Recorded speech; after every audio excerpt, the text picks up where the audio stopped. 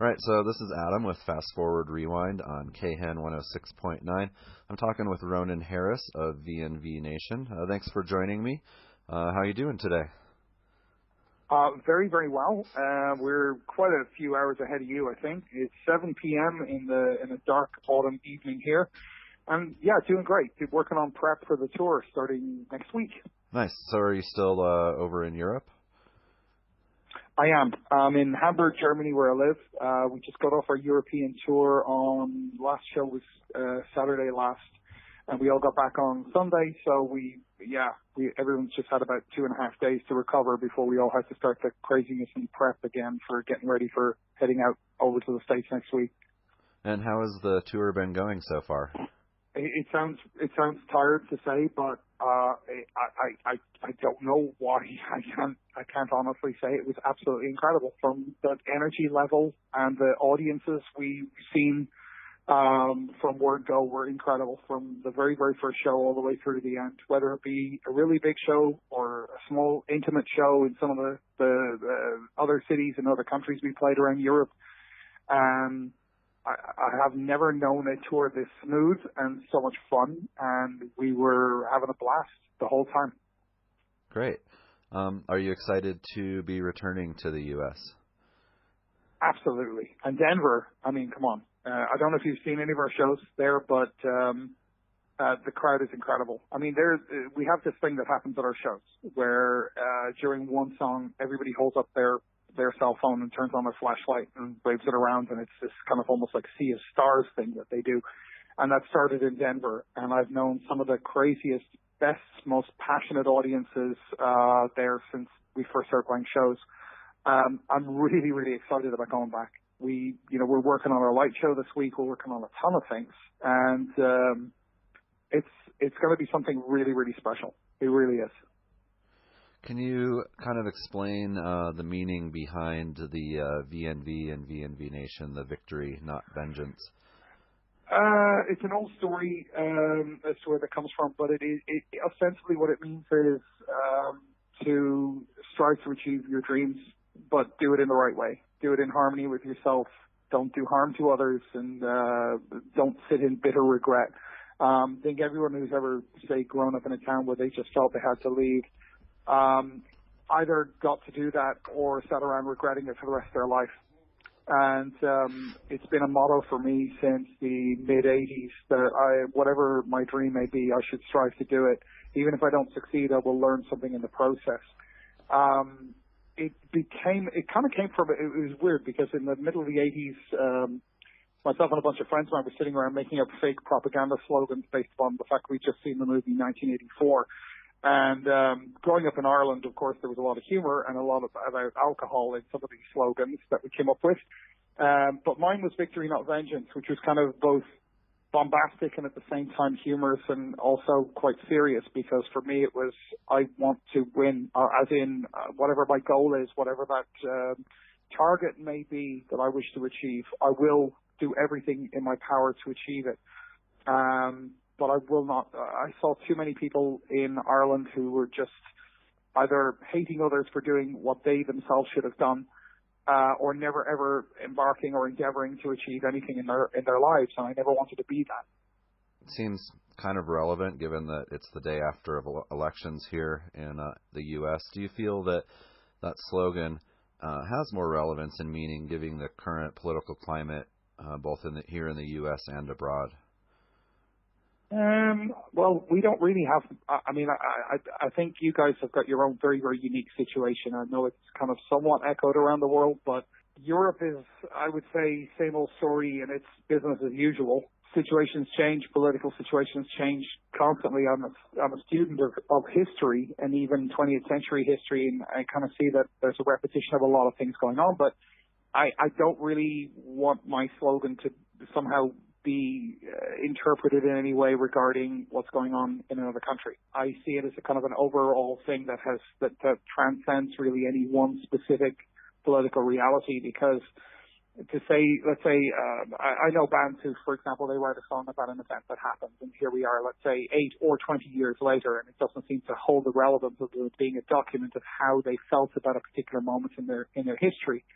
things will change. The future will play out as it will, whatever anybody wants. But I think the one thing that I've heard from all my American friends is that they are just very, very happy that all the ridiculous bombardment of adverts and hysteria is going to be over for a little while. Beyond that, I really don't want to comment on politics. I kind of take a broader view, or a much sort of larger view of humanity, and sort of see this all as my own personal feelings of it are irrelevant. I don't take sides, and I don't want to take sides. I do have my own very strong opinions as to what I believe is right and wrong, dignity and civility, and these are things that are very, very true to me. I will conduct myself in that manner and hope that others will do the same with me. You can't always expect that, but there's a great deal about America that I love, and in the idea of what America has tried to be and should always be, and I really hope that America will be that in the future, that it will be a beacon for people, that it will be, it forms an example of something that other people aspire to. I think that's what it has been in the 20th century, and I would very much like America to be that. I think that idea even transcends political partisanship. We don't really have that over here. We're not sort of going, nobody's at each other's throats yet. We'll see. Who influenced you when you were growing up musically, and influenced you to start a band? I've always been acutely interested in music. I've been listening I remember, I have a very early memory of my mum singing a song in the kitchen, and I would be puttering around. This is before I went to school or started kindergarten, and I actually have a memory of I gauged it to be when I was about 3. And I've always been very musically aware and loved the sounds that I heard on the radio, and that sort of that stayed with me the whole way through my growing up. The years when, like, up until I was about, 10 or 11, when I started buying records or having records bought for me. For some reason, electronic music started becoming this odd thing that got played on the radio during the 70s, and I kind of latched onto that, and it's been a big influence on me. But I'd always wanted to make music. I loved hearing it. I loved playing it. I loved, like, my parents bought a piano hoping one of us was going to go off and learn some kind of musical instrument. And as luck would have it, it turned out to be me. I guess it was just the culmination of all of that. I was never one of those to play with the tennis racket in front of the mirror, like wanting to be in a band. I had no aspirations for that. It just kind of happened. That's the one thing about electronic music, is that I was introvertedly playing synthesizers and writing music in a spare room at home, and it just evolved into what I do now. And it was a hobby. I never imagined it ever being something bigger than it was. And it all seems to have just happened, whether I wanted it to or not. Nice. So has it always been pretty much you writing the music and the lyrics, or have you had collaborators over the years? Only me. The image of VNV Nation for a long time was myself and another live member, because that was what people would see at shows. But it had always been my thing. I was the one who would be sitting alone in the studio or in my own studio at home, writing music. So nothing in that respect has changed since the very, very beginning. The only involvement I have, I'd say, since about 2005 is that I have an assistant producer who I guess helps with the workload. So I know how I want a song to sound, and I write the entire composition and write out every element, and then he takes that for me and tweaks it and adds a bit of detail and polish here and there. And it's a great process that we've continued on up until the latest album, Noire, to brilliant results. We seem to understand each other. We both know what each other is thinking in that respect, but it's not necessarily, there's no collaboration in songwriting or melody writing or lyrics or anything like that. That's still all me. So if you could tour with anyone, who would it be? Whew. That is a weird, that is probably a very obvious question. Not an obvious question, but like a question that I think a lot of bands could be asked, but I can't say I've ever given it any thought. That is a really weird one. I honestly don't know. My mind is going blank right now. I know I'm probably going to come up with a very clever answer for you and say something really weird and obscure just for humor value, but I can't really think of God, that's bizarre. How is it I've never thought of an answer to that one? I don't ever recall being asked that question either. I really can't answer. I apologize. I'm stuck for words. No It rarely worries. happens. It's all right. How do you feel? I'm not sure if this is going on over there in Europe, but here in the U.S., there's been kind of a resurgence of electronic music lately, especially the 80s have gained a lot more popularity, and there's kind of a new scene that's been around for the past, I don't know, 8 or 10 years, kind of called new retro wave. How do you feel about kind of the resurgence of electronic music? Having been, well, it's weird. Electronic music in its own genre is, I guess, something that's seen in I suppose, in relativistic terms. Let me explain what I mean. Electronic music has been very cross-pollinated, and it's permeated in so many different styles of music over here that I think in many ways anything that's purist is the exception rather than the rule.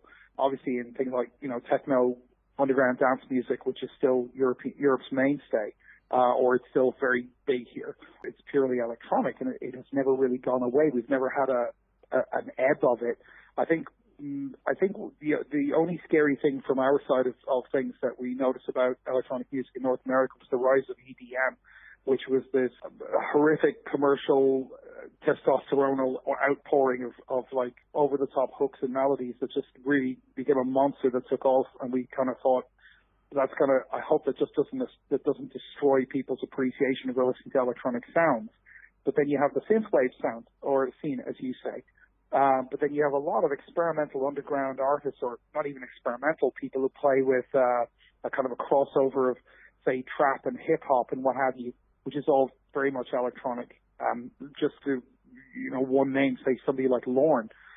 These are monumental artists doing incredible things. But the synthwave sound, to me, at first, I was weirded out by it because it sounded like the soundtrack from every bad sci-fi Android Gone Wrong movie made in the 80s. Like anything that was about kind of a universal soldier type of idea. And I thought, why would people make a soundtrack or try to recreate these awful soundtracks from the 80s? And the thing is, over the years, I've actually gotten really into it.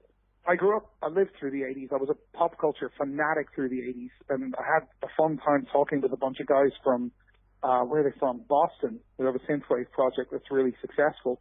And they were asking me, and it was the weirdest moment when you have people who are, say, not even half your age, younger than half your age, asking you 400 questions about things that happened during the 80s. And what was this like? What was this like? Yeah, it's weird, but I love it because synthwave is a reinvention of something, and that's totally cool for me. I love that people have taken an idea and run with it and made it their own and almost created a culture that never existed.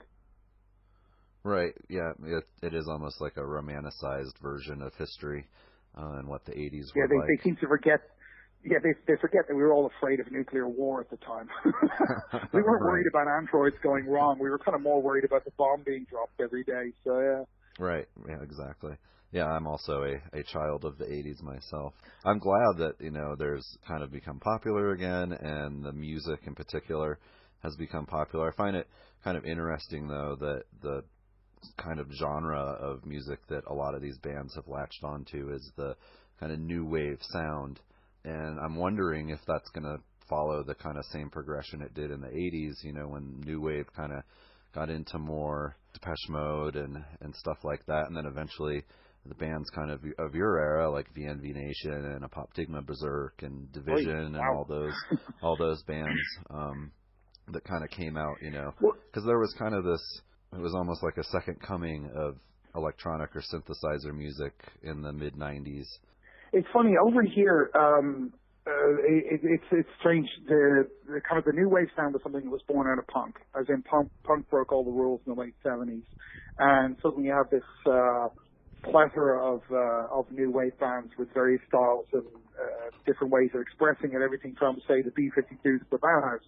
But then along comes The Cure with the album Pornography and completely changed the game by just changing the sound and changing the mood, and produced about 5,000 sound-alikes overnight.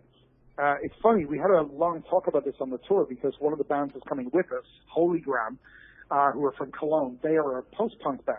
A little bit of krautrock, a little bit of post-punk, new wave. Wonderful band. I mean, wonderful people, but really deeply into that sound. And they do something wonderful and new with it. And then the other act that's coming with us, actually in this incarnation of his act, is a guy from Virginia who's has a synthwave project called The Rain Within. And it's bizarre. We have these 80s influences, but modern takes on, it's like people have taken all their inspiration from 80s things that are basically, I just realized it now, all free bands. That's going to be a lot. I mean, I can't promise anybody we're going to be hearing girls just want to have fun or anything like that. It's not that kind of 80s. It's, the synthwave stuff is brilliant that Andy produces, and then Holy Grammar, almost iconically post-punk, say in the vein of the Soft Moon and things like that. And I think Noire has gone back with VNV Nation on Noire. I went back and rekindled my love of symphonic electronic rock from the 70s and through to like new wave sounds, and a lot of sort of darker electronics on the album, as well as the more melodic side of things. So I really ran the gamut on it. I think that it's funny, there's so many people who like different genres of music that are based upon the 80s that have found something wonderful in the album. I really didn't even know I was channeling that. So we've kind of got this trifecta that we all somehow, every band that's on the tours relates to each other and relates to each other's sound. So nothing alienates, and yet all bands are diversely different. Nice. Yeah, I have noticed that the new album it's very diverse in its sound, which is really nice. I really enjoy listening to it. And since we're talking about that, which track on the new album are you most proud of? For different reasons.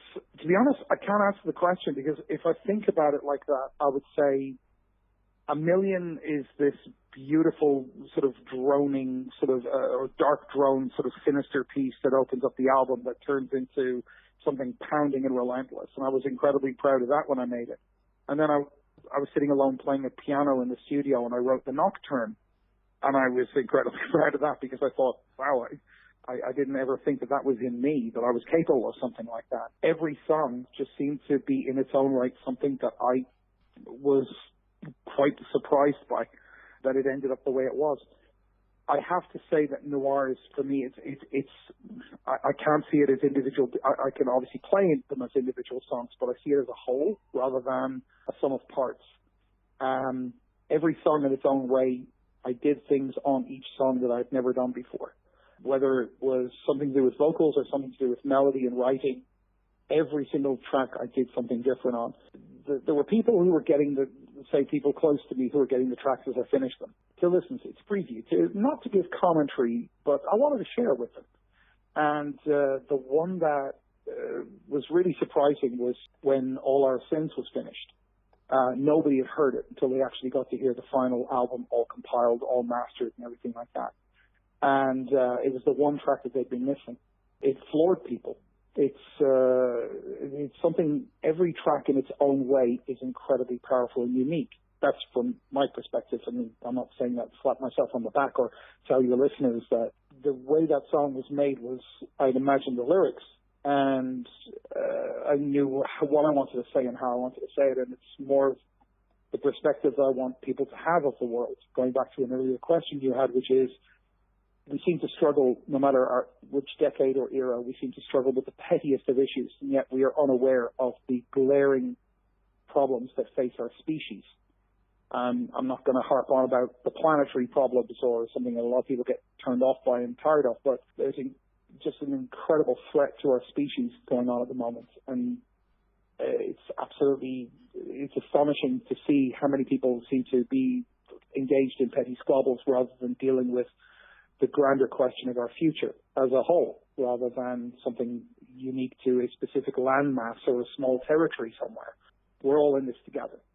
So All Our Sins is very much a commentary on that and sort of reflection of what's going on in the world. It's very much, the album, the title is lent from the idea of, I suppose, what you'd call deliberations that seem to happen at night. It's the journey one can take. It's this sort of, it can be everything from musings that happen when one is sitting alone in the darkest hours. It's never meant to be negative or something threatening. It's an album very much inspired by the night, hence its title. Sorry, I'm wandering from your question. It's all right. Yucking it, but I would say I'm proud of the album. I should have given you a shorter answer on that one. I'm proud of the whole thing. Yeah, I noted. Yeah. I saw your post right after it released. Asking people, please listen to the whole thing from beginning to end instead of hitting shuffle or just picking particular tracks. And I really appreciated that as a listener. And again, being kind of a child of the '80s, I'm used to you get that album, you put the cassette in or put the album on the record player and just let it play and just sit there and listen to the whole thing. And especially for younger people, that's not how they experience music anymore. Sometimes they might just hear that one popular song and they never explore they just hear the singles. And for me, especially with a lot of bands, it was things that weren't released as singles or the B-sides of the singles that I always seem to enjoy more. So it was, for me as a listener, it was a great experience. I mean, the album is structured as a journey. It's meant to replicate sort of the sense of what the word noir meant to people in the late 1800s in the creative world, which was this sort of seductive, luring, tempting darkness, sort of beckons and sort of promises a journey within. It does take you on a journey from beginning to end. It's no accident that the songs are structured or even arranged. The track listing, there's no coincidence in how the track listing has been done. Even that the album is capped by, say, A Million at the beginning and All Our Sins at the end, which has sort of a tonality kind of, they reference one another. And it actually forms almost like something like a book. And what I found was, it's funny what you just said. I talked to a couple of friends about this, and I said, how many of us really, truly were into music back then? Because when I think about it, most people just listen to the radio. They listen to whatever was, running around in the background, but never had any past the age of about 20 or 23. They didn't really listen to music. They might buy a popular album. And the actual number of people who were really into music was quite small, relatively. It's no different now. It's just that music is so pervasive. It's like a fashion accessory for the majority. The major labels have won in that respect. And they get kids to, I think it's a disrespect to music as an art form, but, to buy the hit single and to keep inundating them with, here's your new fix. And songs are vapid and transitional, and that they just, the popularity or even the impact of the song just passes. You're just waiting for the next one to come along. It's like a little fix you get. The funny thing is that I actually heard from a lot of people who in their younger years, and I don't mean to sound patronizing, but people say we might expect would not listen to music like that, who had spent a lot of time really take music seriously and get something profound from it, like you or I did, and spent the time to listen to the album from beginning to end, and they shared their experience of it. And I found that interesting because they are not from a world where that's the norm, which was for us. So for them, it was a very revolutionary experience to listen to an album from beginning to end. They'd never even entertained the thought.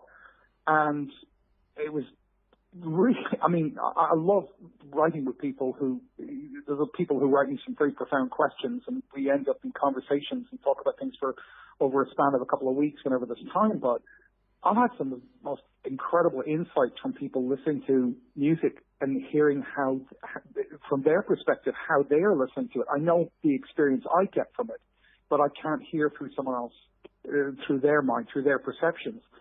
And it's been an incredible eye-opener to me to hear from people who don't grow up in a world where they've ever listened to anything like a concept album, don't even know what the idea of it is, but got something truly profound from this. And that was quite humbling because you take into consideration how they get their music and how they listen to it. It's been a weird one, this album. It really has, in the most positive way. Nice. That's good to hear. So what song do you really enjoy performing live? It was actually funny to play new songs just because, not funny, but it was just really interesting to play new songs and see how quickly people were catching the lyrics. Like when we play Lights Go Out, they're screaming the line, Lights Go Out. When Is the Future, they were singing it from beginning to end. There were a couple of shows where I didn't even have to sing. just point the microphone at them and just let them do their thing. And they were having a brilliant time. It's whatever song the crowd is reacting to the most. In Europe, or say in Germany, hearing the crowd singing Illusion or Nova it just reduces you to mush. There's a couple of times when it brought me to tears on stage because it was just so incredibly emotional just to see what it means for somebody, and it means as much as it does to me. I think there is no greater compliment, and there's no greater sort of evidence of communication. And there are a few that I really, for different reasons, I have incredible fun playing. I've always loved performing Carbon from the album Future Perfect, and I got really carried away a few times on this tour. It really dug something out of the depths of my soul when I was performing it. So between that and some of the lighter moments, like, you know, as I say, playing Where Is the Future or Nova, there are just so many moments in the show that get me, but those are ones that I remember from every single show that stand out. So what do you do? What do you like to do in your time away from making music? Oh, God, it's a hard question to answer. I have a lot of hobbies. I'm really into vintage cars and vintage things. I think that takes up some of my time. I guess I suppose that without sort of sounding trivial, I try to keep myself as active and as varied as possible. Oh God, I can't even give you a list. That's probably the one hobby that strikes me. I mean, a lot of people I know there's a couple of people I know in Denver very well who know my penchant for vintage cars. I'm not into supercars or anything like that. I'm just, I love the whole expression of design that came out of the 30s. It was just this explosion of creativity alongside, you know, a horrible recession or horrible depression. I have this love of some of the cars that came out of the 30s and 40s. And the clothes and all that kind of stuff. So yeah, I kind of tend to do that. That'll explain the mustache that I have. Some people ask about why do you have a mustache? So yeah. So when you visit various states here in the U.S., do you ever? I mean, I know looking at your tour list here, you have quite a few consecutive days in a row. Do you ever take time to kind of explore the city that you're in? Oh yeah, always. I'm always looking for the nooks and crannies. Or my favorite thing to do in any city is to even just find myself in a very populated place and just sit in a cafe and just look at everybody going past the street, because it's the best way to get an impression of a city, to see how people go about their daily lives, how they interact with each other, what they wear, how they talk. You can really absorb a great deal of the atmosphere. But then American history is fascinating for me. I love the 20th century history in the United States. So for me, I will always go on some kind of like treasure hunt trying to find places. I usually end up getting somebody to drive me around a city and start pointing out places in their own city they didn't even know about, which is the weird one. Yeah, I never get bored. Well, it doesn't matter where I go. I love ending up in old theaters. I love the fact that they still exist and a lot of them are still preserved. There's so much history in the United States that I think a lot of people miss because they think it's such a young country, and they don't recognize that every country was young once and created its own eras, its own style, its own impression upon the world. And American history is as important as any. There's everything from the good sides to the bad sides. We've visited them all, and we will continue to do so. Thank you very much for doing the interview with me. I really appreciate it. Really looking forward to seeing you live here in December up at the Oriental Theater. Brilliant. Thank you. And I'll see you in the Denver show. See you on the 4th. Take care. All the best, Adam. Take care, man. Bye-bye. Bye-bye.